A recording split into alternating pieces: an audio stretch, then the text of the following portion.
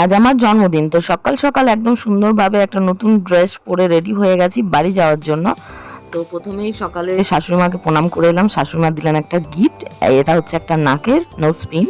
তো আমার দারুণ পছন্দ হয়েছে, সেটা নিয়ে চলে এসেছি বাড়ি। তারপর রঞ্জন বলছে আমার কাছে গিফট চাইলে না, আমি হাত পাতলাম, দেখি মারাত্মক লেভেলের জিনিস। তো এটা তো আমার অনেক দিনের একটা ইচ্ছে যে একটা ভারী আমার কাছে পায়ের নুপুর থাক।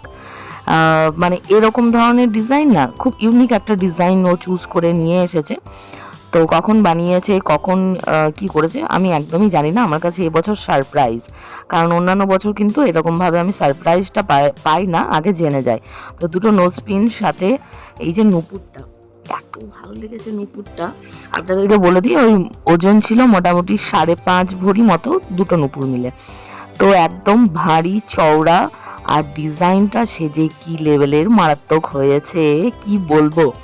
তো মানে আমার দারুণ পছন্দ হয়েছে গিফটসগুলো। আসলে কি জানেন তো, যারা ভালোবাসে তারা জানে যে মানুষটার কি পছন্দ আর কোন জিনিসটা তার পছন্দ হবে, সেরকমভাবেই জিনিস কিন্তু তারা পছন্দও করে। তো এটা আমার ভালো লাগে। তো আমি রঞ্জনকে বললাম, এনেছো যখন তখন তুমি নিজেই পরিয়ে দাও নিজের হাতে।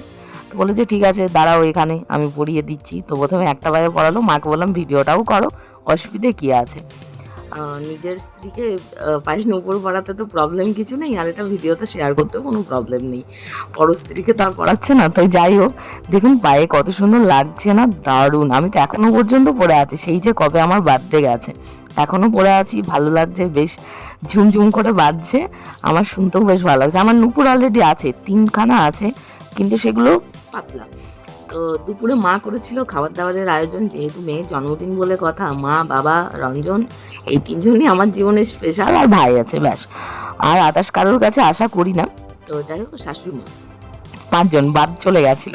তো যাই হোক, এই হচ্ছে মেনু। মাটন ছিল আমার ফেভারিট। মা জানে যে মাটন ভালোবাসি, সেই কারণে বাবা সকাল থেকে বাজারে থেকে মাটন নিয়ে এসেছে। তো মা রান্না করে সমস্ত কিছু গুছিয়ে দিয়েছে। মাই মনে রেখেছে কী কী মেয়ে খেতে ভালোবাসে। তো আর বাজার হাটটা তো বাবা করেছে। একের পর এক খাবার, এত খাবার কিন্তু আমি খেতে পারবো না সত্যি বলতে। এই খাবারগুলোর মধ্যে বেশিরভাগটাই আমি তুলে দিয়েছি, জাস্ট সাজিয়েছিল তখন খেতে বসেছিলাম। তবে মাটনটা তুলিনি, মাটন বরং আরও 2 পিস পড়েছে আমার পাতে। মাটন পেলে আর কিছু চাই আমি, বাবা। তারপর সাথে এই মাটনের এরকম পাতলা ঝোল, সাথে চর্বি, কি চাই। সন্ধ্যাবেলা কিন্তু সেলিব্রেশন কম হয়নি, তবে এই ভিডিওতে শেয়ার করছি না।